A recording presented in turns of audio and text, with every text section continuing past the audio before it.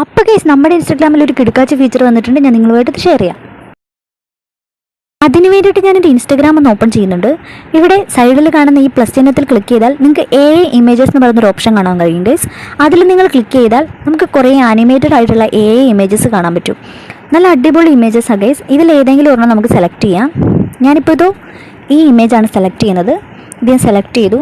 ഇനി നമുക്ക് ഈ ഇമേജ് എന്ന് പറയുന്ന സാധനം അത് ഡ്രാഗ് ചെയ്ത് നമുക്ക് ഡിലീറ്റ് ചെയ്ത് കളയാം. ഇനി ഒരു സോങ്ങും കൂടെ നമുക്ക് ആഡ് ചെയ്യാം.